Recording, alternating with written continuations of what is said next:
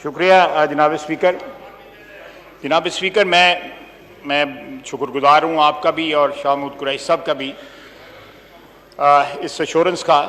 मेरा मकसद मेनली एक तो इस ऐवान में जो बैठे हुए मेंबरान हैं उनका तहफ़्फ़ुज़, और सबसे बड़ी बात है कि सारी पाकिस्तान की आवाम को ये मैसेज जाना चाहिए कि जिन SOPs की जिन एहतियात की हम बात करते हैं उनको सबक देते हैं मोहतात रहने का, वो यहाँ इस ऐवान में भी प्रैक्टिस हो रहा है। उन्होंने एश्योरेंस दी है मुझे, आप पे और शाह महमूद कुरैशी साहब की एश्योरेंस पे।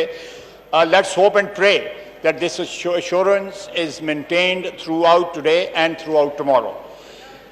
दूसरा, मैं अभी इत्ला मिली है कि स्टॉक एक्सचेंज कराची में ओपनिंग के वक्त वहाँ पे 4 दहशतगर्द आए हैं, उन दहशतगर्दों को मार दिया गया है और वहाँ पे एक इंस्पेक्टर और एक को और शख्स जो है वहाँ पे शहीद हुआ है। मैं इंतहाई अफसोस और गम का इजहार करता हूँ उसके ऊपर। बल्कि एक दवा भी करते हैं हाउस में। सर तदफीन नहीं हुई अभी। अच्छा जी, तदफीन नहीं हुई अभी, कल कर लेंगे सर। अच्छा ठीक, कल कर लेंगे सर। सो तदफीन आज। सर दूसरी बात यह है कि मैं इसी टॉपिक पे 1-2 मिनट बात करना चाहूँगा। हमारी order in the house please, order in the house please. Cheema साहब थोड़ा, चीमा साहब तशरीफ रख लें प्लीज, प्लीज। जनाब स्पीकर के 2013 में जब हम बरसरे इक़्तिदार आए,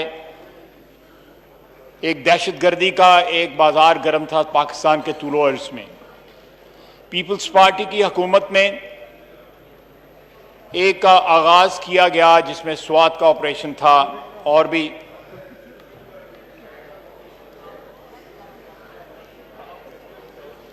order in the house please.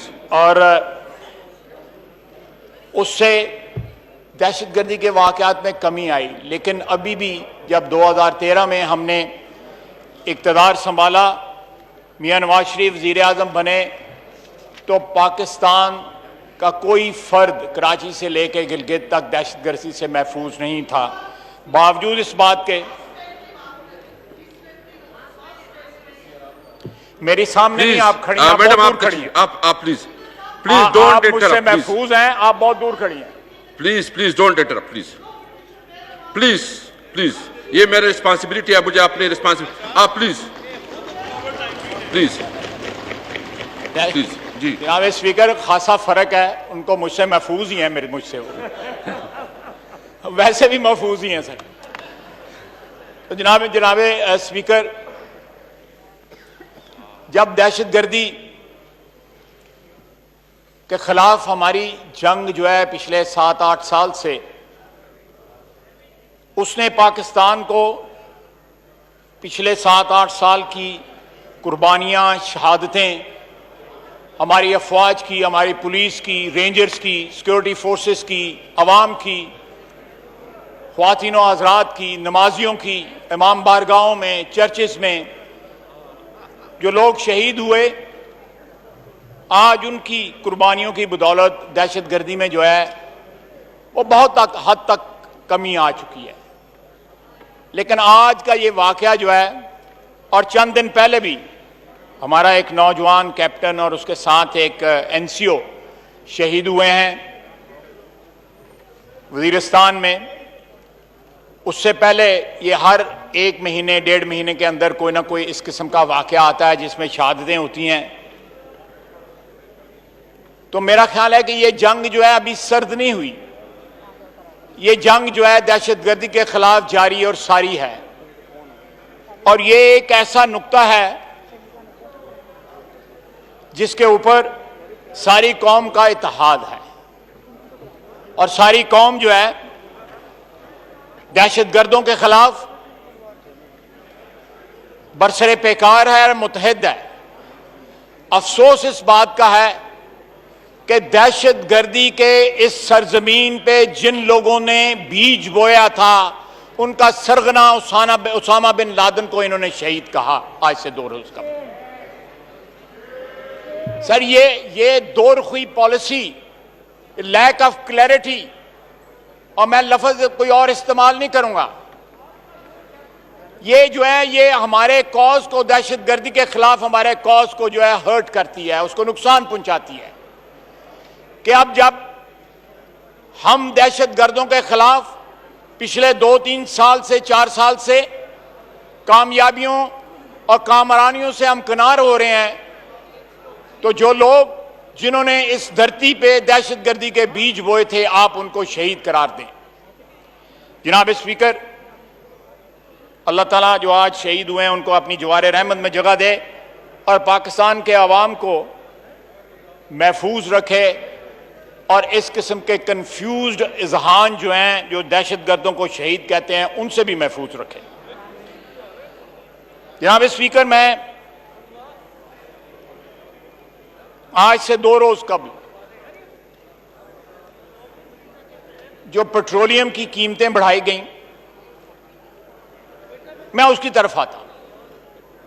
जनाब स्पीकर, पहले उसकी मसनूई किल्लत, पेट्रोल जो है, लोगों की लाइनें जो है पेट्रोल पंपों के ऊपर जो है, ख्वातीन की और हजरात की, हमारे शहरियों की लंबी लंबी लाइनें, और आपको भी पता है, मुझे भी पता है, ये सारा ऐवान जानता है कि जिस तरह की किल्लत पैदा हुई, इस ऐवान में भी उसकी बाज़गश्त सुनाई दी, इस ऐवान में भी एहतजाज हुआ, ना सिर्फ अपोजिशन की बेंचों की तरफ से बल्कि ट्रेजरी बेंचेस की तरफ से भी इस बात की तरफ निशानदेही की गई। लेकिन जनाब स्पीकर, क्योंकि एक साजिश थी, शाह साहब, एक साजिश थी, ਤੁਹਾਡੇ ਮੁਤਲਕ मैं ऐसी ऐसी गल्लां करां दा खुदा दी कसम ਤੁਹਾਨੂੰ जगह नहीं लभनी है हाल दे विच। मैं सही कह रहा हूं सर, ये पिछले 12-13 दिन से जो कुछ कर रहा है मैं सुना दूंगा सारा कुछ यहाँ पे। No cross talk please, no cross talk please, तशरीफ रखिए please please please, no cross talk sir, इनकी activity, no cross talk please please, फौज please please take a seat please, ठीक है sir, take Khwaja Sahab please आगे बढ़े, आगे बढ़े please, please take a seat please. जनाब स्पीकर, अपनी सीट पे तशरीफ रखिए प्लीज। जनाब स्पीकर, मैं आपको बताऊंगा, आप भी कानों को हाथ लगाएंगे, आप भी कानों को हाथ लगाएंगे। नो नो प्लीज, डोगर साहब, डोगर साहब, नहीं नहीं, ऐसे कैसे हो सकता है? एक बंदा जो मर्जी बात करते आप माफी मंगवाएंगे? नहीं आप डोगर साहब प्लीज, ये कैसे हो सकता है? डोगर साहब मैनेज करें प्लीज, माफी मांगे और देर इज है, आप प्लीज, मैं क्या माफी मांगेगा तो चलेगा। प्लीज प्लीज प्लीज, डोगर साहब प्लीज,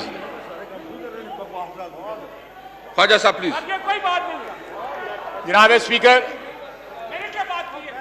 जी प्लीज प्लीज जनाब प्लीज, स्पीकर, सच जो है बड़ा कड़वा होता है, बहुत कड़वा होता है। ख्वाजा साहब प्लीज अपने टॉपिक पे आए, अपने टॉपिक पे आइए please please, B patience please. जनाब स्पीकर, पेशेंस पेशेंस, पहले मसनूई किल्लत जो है वो अपने पैदा अपनी की सीटों पे गई, रहे, अपनी सीटों पे बैठे प्लीज सारे। पहले मसनूई किल्लत पैदा की गई क्योंकि एक गठजोड़ था हुकूमत में और मुनाफाखोरों में। एक साजिश थी हुकूमत ने और पेट्रोलियम बेचने वालों के दरमियान कि पहले किल्लत पैदा की गई, पाकिस्तान के तूलो अर्ज में पेट्रोल पंपों पे लाइनें लग गईं, और जब कीमत बढ़ाई गई तो इंस्टेंटली जो है पेट्रोल जो है अवेलेबल हो गया। यह किस बात की इंडिकेशन है जनाब स्पीकर कि 10-12 दिन की जो है वो किल्लत जो है इंस्टेंटली जो है गायब हो गई। उन्हीं पंपों पे पेट्रोल नए रेट के ऊपर मिलना शुरू हो गया। इस सारी साजिश में जिन लोगों ने विंडफॉल प्रॉफिट बनाए हैं, अरबों रुपए का पाकिस्तान को, पाकिस्तान की आवाम को जो टीका लगाया गया है, यह उसी तरह जिस तरह चीनी की साजिश की गई, एक्सपोर्ट करके उसकी किल्लत पैदा की गई और लोगों ने 25-30 रुपए के हिसाब से जो। प्लीज आप तशरीफ रखें। आप रूल्स के खिलाफ वर्जी कर रहे हैं। नहीं नहीं देखिए, उन्होंने अपने लेके मिसाइल पे देखिए प्लीज आप तशरीफ रखें फवाद इसे साहब। लीडर ऑफ ऑपोजिशन शाह साहब नहीं सर नहीं इस पे रूलिंग है, इस पे आप रूलिंग लेना, इसे लीडर ऑफ ऑपोजिशन नहीं देखिए ये इनकी पार्टी की रिस्पांसिबिलिटी है, ये इनकी पार्टी की।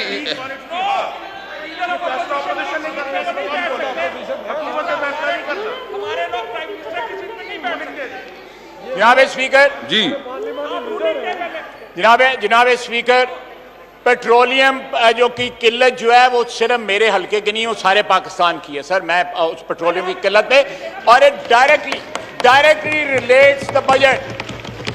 ये जो पेट्रोलियम लेवी है ये बजट को डायरेक्टली रिलेट करती है, अगर इनको ये इतराज है। ना प्लीज अब्बास साहब प्लीज। स्पीकर साहब आप रूल्स की खिलाफवर्जी कर रहे हैं, ऑपोजिशन की सीट से नहीं बात कर सकते। नहीं फवाद आप हौसला करें प्लीज प्लीज प्लीज। सर मैं आपके चेंबर में आके तो ये सारी बैकग्राउंड आपको बता ना दूंगा प्लीज कॉन्फिडेंस में सर। प्लीज का आप मैं अपनी बात आपको करें, बता दूंगा अपनी सर ये बात क्यों करें। क्या क्यों हो रहा है। प्लीज अपने टॉपिक पे ध्यान रखें प्लीज। मैं ठीक है सर, ठीक है। जनाब स्पीकर, इस जो कीमत बढ़ाई गई है, 100 रुपए के ऊपर पेट्रोल कर दिया गया है, इसके असरात सिर्फ पेट्रोल तक नहीं रहेंगे। इसके असरात जो हैं तमाम कमोडिटीज के ऊपर, गैस पे भी बम गिरने वाला है, बिजली पे बम गिरने वाला है। सर ये कमिटमेंट्स हैं, इन्होंने लिक्विडेटर्स को जो है ये कमिटमेंट दी हुई है कि हमने ये सारे के सारा जो टैरिफ है मुख्तलिफ चीजों का, इसको रिवाइज करना है। इसलिए ये बजट जो है ये एक इंटरिम डॉक्यूमेंट है, ये कोई फाइनल डॉक्यूमेंट नहीं है। इस सिलसिला जो है ये सारे का सारा साल जो है माली साल ये सिर्फ चलना है। इसलिए it is all the more essential कि इनका रास्ता रोका जाए, और इंशाअल्लाह ताला हम इनका रास्ता रोकेंगे, इंशाअल्लाह ताला हम इनका रास्ता रोकेंगे। पाकिस्तान की आवाम को इस तबाही कुन जो है बजट से, तबाहकुन बजट से, इस महंगाई से, बेरोजगारी से, गुर्बत से, कोविड से, कोरोना से, ये सबसे बचाव का एक ही तरीका है कि सबसे बड़ा कोरोना जो है इसकी इन्फेक्शन से बचा जाए। जनाब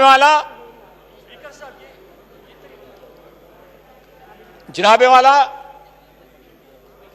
ये महंगाई का तूफान जो है पाकिस्तान के अवाम में कोविड के स्टार्ट से पहले 2.5-3 मिलियन जो बेरोजगार अफराद थे, आज बेरोजगार अफराद की तादाद जो है वो 1.25 करोड़ हो चुकी है। गुर्बत की लकीर से नीचे जो लोग हैं उनकी तादाद 50% हो चुकी है, यानी आधी आबादी हमारी जो है गुर्बत की लकीर के नीचे चली गई है। इन हालात में जनाब वाला क्या रिलीफ दी गई है। हमारे ये मुलाजमीन जो हैं आते हैं हम असेंबली के अंदर, तो ये लोग हमें दरखास्त देते हैं कि हमें जो है हमारा मामला यहां पे तनख्वाह बढ़ाने का उठाया जाए। अगर 10% इनकी तनख्वाह बढ़ा दी जाती सरकारी मुलाजमीन की, तो जनाब वाला कौन सी क़यामत आ जानी थी। इस दौर के अंदर इनकी जो है थोड़ी सी अशकशोई हो जाती। हमारे यहां पे जो मुलाजमीन है पिछले 1 साल से जो बजट, पिछले 1 महीने से जो बजट की तैयारी के अंदर दिन रात काम कर रहे हैं, उनको ऑनरेरियम दे दिया जाता तो क्या हो जाता।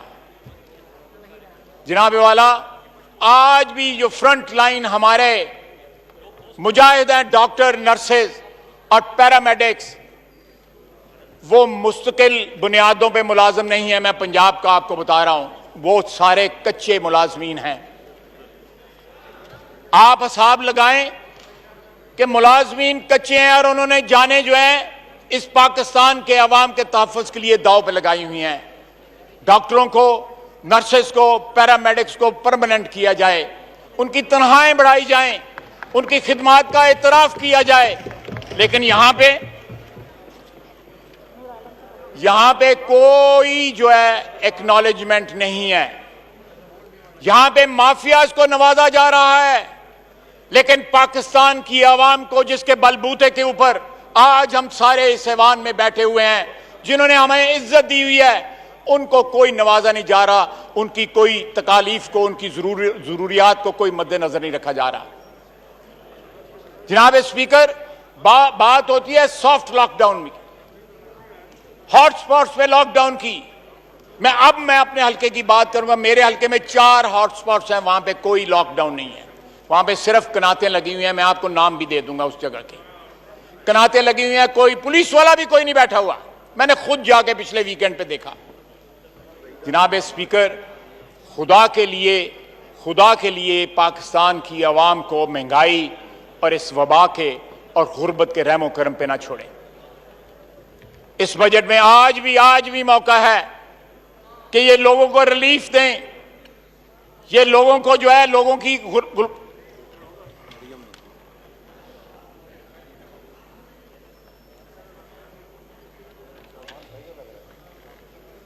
आज भी रिलीफ दें। इस इब्तला के वक्त में, इस वबा के वक्त में प्राइम मिनिस्टर साहब ने कहा था कि वजीर आजम या लीडर जो है बाप की तरह होता है, तो फिर बाप की तरह बिहेव भी करें, अपने बच्चों का ख्याल रखें, बच्चों को अजाब में ना डालें। बाप जो है वो तो अपना सब कुछ कुर्बान कर देता है अपनी औलाद के लिए। यहां पे औलाद को जो है महंगाई के जहन्नम में जो है झोंका जा रहा है, गुर्बत के जहन्नम में झोंका जा रहा है, उसको वबा के आगे डाला जा रहा है। उनकी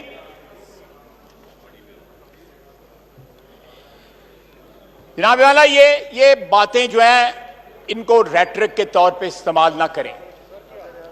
इन बातों को खोखले नारे जो है ना बनाएं।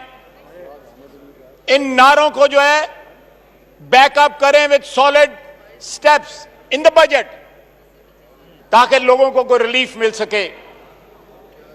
पाकिस्तान के तूल अर्ज में लोग चिल्ला रहे हैं, लोग महंगाई के बोझ तले जो है मर रहे हैं, और हमारे यहां पे जनाब वाला